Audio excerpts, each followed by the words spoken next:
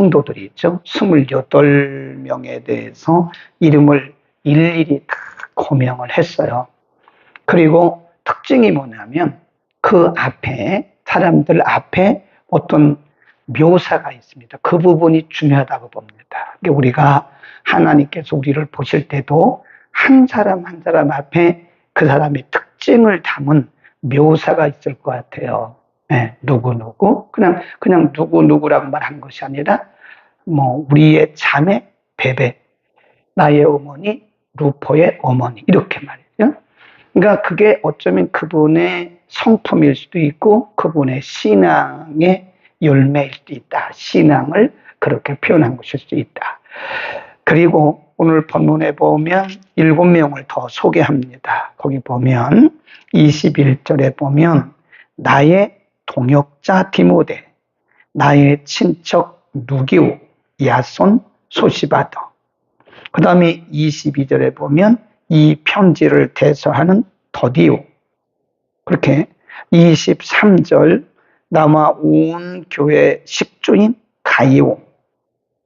그 다음에 너희에게 문안하고 이성의 제무 에라스도, 형제 구아도, 이게 나오잖아요. 항상 그 앞에. 그러니까 이제 상식적으로 알아두세요. 참고로 어제 공부한 28명은 대부분이 로마교회 성도들입니다. 그리고 오늘 21절부터 나오는 7명입니다. 여기는 7명인데 7명은 고린도 교회 성도들이에요. 지금 사도 바울이 어디서 복음을 전한다고 그랬죠? 고린도에서. 지금 사도 바울이 고린도에 머물면서 로마서를 기록한 거거든요. 오늘 본문 21절부터 23절에 있는 7명은 자기가 거하고 있던 고린도 교회 성도들의 이름을 고명을 하면서 그들을 로마 교회에 소개를 하는 거다. 이렇게 보시면 되고요. 그러니까 이 28명 그리고 7명은 다 선한 영향력을 끼친 사람들이에요. 그러니까 교회 안에는 항상 이 두 부류의 성도들이 존재를 해요. 공존합니다. 그러니까 지금 사도 바울이 추천한 사람이잖아요. 28명, 그리고 고린도 교회 7명. 기쁨으로 추천한 사람들이에요. 그 왜 추천했을까요? 그분들을 칭찬하는 의미도 있지만 지상에 있는 모든 교회들이 배우라는 거죠. 베베를 보고 배워라. 루프를 보고 배워라. 에라스도를 보고 배워라. 배우라는 거예요. 그러니까 샘플로 이 지상에 있는 모든 교회들이 28명 또 7명 이런 분들을 통해서 배우라는 거예요. 그리고 오늘 본문에 보면 경계의 대상도 있어요. 항상 교회 공동체 안에는 두 부류가 있다고 했잖아요. 우리가 배워야 할 사람, 경계해야 할 사람. 사도 바울은 항상 그의 서신에서 두 부류의 사람들을 다 얘기합니다. 우리가 본받아야 할 사람, 경계해야 할 사람. 자, 경계의 대상이 누구냐? 17절입니다. 형제들아, 내가 너희를 권하노니 너희 교훈을 거스려 뭐를? 분쟁을 일으키고, 교회 안에 분쟁을 일으키고 또 거치게 하는 자들을 살피고 저희에게서 떠나라. 근데 이게 보면 참 사도 바울도 그렇고, 지금 사도 바울이 기록한 것은 성령의 감동이니까요. 근데 다른 데서는 그 교회를 거치게 하고 분쟁을 일으키는 사람들의 이름을 다 썼거든요. 근데 여기는 이름을 안 썼어요. 그만큼 그분들의 인격이라든지 왜 없었겠습니까? 이름을 다 고명할 수 있으면 다 고명할 수 있죠. 근데 안 한 이유는 그분들에게 기회를 주고 그분들의 신앙 인격을 보호하기 위한 것이다. 어떤 사람들을 조심하라고 그랬나? 너희 교훈, 복음입니다. 너희 교훈을 거스려 분쟁을 일으키고 거치게 하는 자들을 살펴라. 그리고 저희에게서 떠나라. 그랬습니다. 교회 분쟁을 일으키고 또 거치게 하는 교회 공동체의 거침돌이 되는 자들을 살피고 그들에게서 떠나라. 18절 시작. 이 같은 자들은 우리 주 그리스도를 섬기지 아니하고 다만 자기의 배만 섬기나니 공교하고 아첨하는 말로 순진한 자들의 마음을 미혹한다. 미혹하는 자들이라는 거죠. 네, 이 사람들은 교회를 섬기거나 그리스도를 섬기는 것이 아니라 자기 배만 섬긴다. 그 말은 자기 이익입니다. 자기 이익. 자기 유익을 위해서 하는 자들이지 결코 저들은 교회를 위해서 일하는 자들이 아니다. 그런 말씀을 해요. 네. 우리가 먼 훗날 아니면 가까운 장래에 우리도 다 역사에 기록될 사람들이거든요. 그렇죠. 다 역사에 기록됩니다. 하루하루가 한 페이지예요. 역사의 한 페이지에 다 기록이 되는 겁니다. 그런데 요한 3서에 가보면 요한 3서에서는 요한 사도는 이름을 다 밝혀요. 사도 바울은 다른 데서 잠깐 밝혔지만 로마서에서는 교회를 분쟁을 일으키고 거치게 하는 자들의 이름을 가리워줬거든요. 요한 사도는 다 밝혔어요. 한번 보자고요. 요한 3서입니다. 한 장이기 때문에 그냥 3서라고만 해요. 1장 이렇게 하지 않고 요한 3서로 갑니다. 사도 요한은 이 교회 안에 거치는 자들에 대해서 구체적으로 이름을 고명을 해요. 9절부터 보면 9절 요한 3서 9절 내가 두어 자를 교회에게 썼으나 저희 중에 으뜸되기를 좋아하는 디오드레베가 우리를 접대하지 아니하니 이러므로 내가 가면 그 행한 일을 알지 아니하리라. 잊지 아니하리라. 저가 악한 말로 우리를 망령되이 편론하고도 유의 부족하여 형제를 접대치도 아니하고 접대하고자 하는 자를 금하여 교회에서 내어 쫓는 자다. 11. 이러한 자들을 본받지 말고 그랬어요. 선한 것을 본받으라. 이 디오드레베라는 사람을 이 교회에서 같은 교회 안에 있는 거예요. 같은 교회 안에 디오드레베라는 사람이 있는데 이 사람이 말로 사도를 평회한다는 거예요. 이렇게 막 비난하고 또 비판하고 정죄하고 그러면서 자기는 이 사도들을 섬기지도 않으면서 섬기려고 하는 자들을 가로막는다. 그러니까 누구예요? 방해꾼. 이 디오드레베는 방해꾼입니다. 그래서 이런 자들을 본받지 말고 그랬어요. 그 다음에 12절에 가보면 데메드리오는 무사람에게도 진리에게도 증거를 받았음에 우리도 증거하노니 너는 우리의 증거가 참된 줄을 아노라. 이 데메드리오도 소개하잖아요. 그러니까 교회 안에 크게 보면 디오드레베 같은 사람이 있고 데메드리오 같은 사람들이 분명히 교회 안에 공존하고 있다는 겁니다. 그러니까 우리가 본받아야 할 사람. 분명히 로마서 16장에서도 그러잖아요. 본받아라. 그 다음에 교회를 분열하고 성도들에게 방해하는 사람들은 살피고 그들을 떠나라. 그 말씀하잖아요. 그러니까 우리가 먼 훗날 아니면 가까운 장래에 우리는 역사의 페이지에 다 기록됩니다. 저도 기록되고 여러분도 기록되는 거예요. 과연 시간이 흐른 후에 역사에 나는 뭐라고 기록이 될까? 그러니까 하루하루 우리는요, 참 자숙하는 삶을 살아야 돼요. 생각을 많이 해야 됩니다. 그리고 하루하루가 굉장히 중요한 시간들이거든요. 이 중요한 시간을 우리가 공동체를 위해서 이웃에게 유익이 되고 신앙의 발판 혹은 지지대 역할을 해야지 혹시 우리가 지금 사도 요한이 경고한 사람들처럼 그렇게 장애가 된다든지 방해꾼 역할을 하면 우리는 정말 불행한 인생을 사는 거예요. 하나님이 우리에게 주신 소중한 시간을 교회의 분열을 조장하고 성도들 앞에 방해꾼이 된다면 우리는 정말 실패하는 신앙인이고 실패한 인생을 산 것이다. 우리가 하루하루를 잘 보셔야 돼요. 그 다음에 이렇게 또 얘기합니다. 19절에 로마 교회의 서신을 마감하면서 그들을 칭찬합니다. 19절 너희 순종함이 모든 사람에게 들리니 모든 사람은 지금 유럽이나 소아시아에 있는 교회들을 의미합니다. 로마 교회 소문이 거기까지 들렸다는 거예요. 소아시아와 로마까지, 유럽에까지 들렸다는 겁니다. 물론 로마 교회는 유럽에 있었는데 고린도까지, 소아시아에까지 그들의 소문이 들렸다는 겁니다.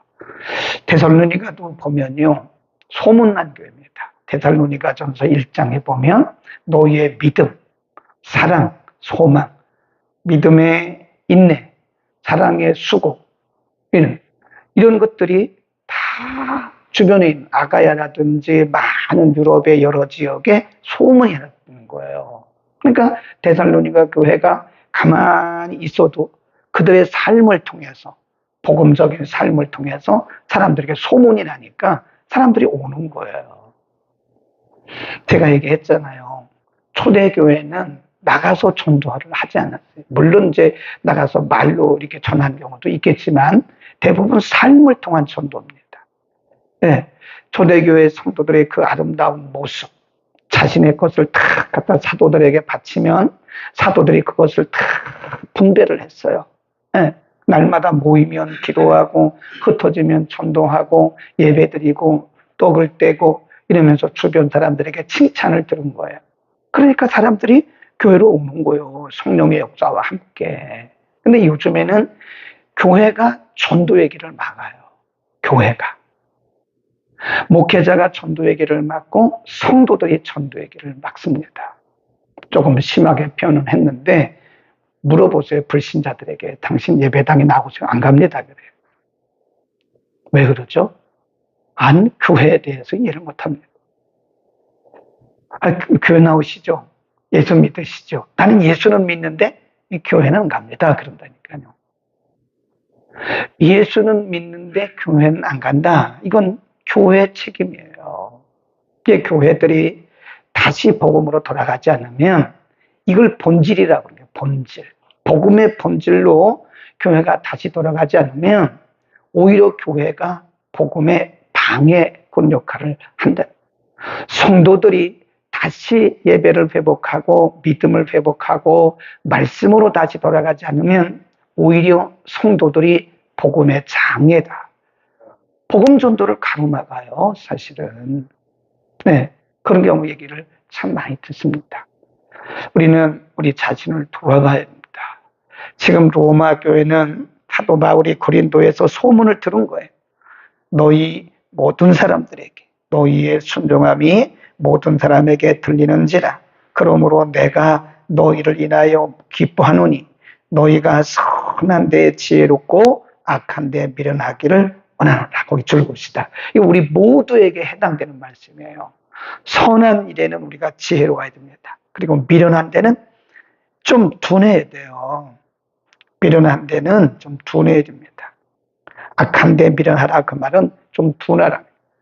선한 일에는 아주 민첩하게 우리가 행동을 하고 악한 일에는 분별은 하되 동조는 하지 마라. 그런 뜻입니다. 예수님도 그랬잖아요. 제자들을 파송하시면서 12명의 제자들을 파송하시면서 전도의 현장에 보내시면서 뱀같이 지혜로워라. 그 말씀이거든요. 뱀같이 지혜롭고 비둘기같이 순결해라. 아멘. 쭉 내려가면서 이제 말씀을 마치면서요. 사실 사도 바울이 로마 교회를 방문하기를 원했던 것은 정말 중요한 것은 복음을 그들에게 제대로 한번 전하기 위한 것이었죠. 지금 사도 바울이 로마 교회를 방문한 적이 없었다고 그랬잖아요. 그러니까 대면해서 그 복음을 한 번 더 확실하게 증거하기 원했다. 사도 바울의 마음속에는요, 예수의 피가 흐르는 거예요. 다. 그리스도의 붉은 피가. 그리스도의 피가 온 백성들에게 흐르기를 나는 원한다. 이 사도 바울의 마음이 그거예요. 사도 바울의 비전이랄까요? 사도 바울의 꿈. 사도 바울의 평생의 꿈이 뭐냐? 모든 민족, 유대인이나 헬라인에게 그리스도의 피가 흐르게 하겠다. 모든 사람들의 심령 가운데 그리스도의 피가 흐르게 하겠다. 그래서 로마 교회를 방문하기를 원했는데 그 로마 교회 방문해서 전하기를 원했던 복음이 뭐냐? 26 이제는 나타나신 바 되었으며 영원하신 하나님의 명을 조차 선지자들의 글로 말미암아 모든 민족으로 믿어. 그죠? 여기도 보면 모든 민족에 나 모든 민족으로 믿어 순종케 하시려고 알게 하신 바, 거기 줄급시다. 비밀의 계시를 쫓아낸 것이니 이 복음으로 너희를 능히 견고케 하실 지혜로우신 하나님 예수 그리스도로 말미암아 너희에게 평강이 있을지어다. 그리고 마치기 전에 우리가 꼭 잘못하면 이 부분을요 그냥 쭉 흘러가기 쉬워요. 그런데 자세히 보면 우리가 꼭 발견해야 할 부분이 하나 있어요. 이 부분을 놓치면요 정말 우리는 바울의 심정을 놓치는 거예요. 어디냐? 제가 잠깐 피하고 읽었는데 그 부분을 잠깐 숨겨줬어요. 25절입니다. 25절. 시작. 요겁니다. 요거. My gospel. 나의 복음. 나의 복음과 예수 그리스도를 전파함은 영세에 감추었던 것이었다. 그러니까 복음에 보면요. 이 신약에 보면 사도 바울의 서신에 보면 나의 복음이라고 딱 2번 표현합니다. 디모데에게 보낸 서신에서 나의 복음이란 말을 써요. 사도 바울이 나의 복음이란 말을 쓴 데는 어떻게 보면 모순입니다. 원래 복음은 누구의 복음이죠? 그리스도의 복음이죠. 예수 그리스도의 복음이죠. 그런데 지금 사도 바울이 나의 복음, my gospel이라고 표현한 것은 이단성 있는 말이 아니에요. 그런 의미가 아니고 내가 전하는 복음, 내가 만난 예수 그런 뜻이에요. 내가 만난 예수, 내가 전하는 복음, 내가 만난 복음, 네, 그런 뜻입니다. 여러분 우리는요 다 나름대로 my gospel이 있어야 돼요. 내 복음이 있어야 됩니다. 내가 인격적으로 예수를 만나지 않으면 안 된다니까요. 인격적으로 개인적으로 예수를 만났을 때 우리는 그 복음을 my gospel이라고 말할 수 있어요. 내 복음이라고 말할 수 있다는 거예요. 응? 여러분 보세요. 우리가 설교하는 사람들이요 얼마든지 설교할 수 있습니다. 네. 연구해서 하면 돼요. 준비해서 하면 돼요. 그런데 내 복음이 있는 설교자와 아직도 내 복음이 없는 설교자는 그게 본질적으로 틀려요. 남의 얘기하는 겁니다. 남의 얘기. 네. 성경을 얘기하는 것이 아니라 성경에 관해서 얘기하는 거예요. 예수 그리스도를 말하는 것이 아니라 예수 그리스도에 관해서 틀려요, 여러분. 우리가 예수 그리스도를 말하지 않으면 그건 내 복음이 아닙니다. 얼마든지 우리가 예수 그리스도에 관해서 말할 수 있어요.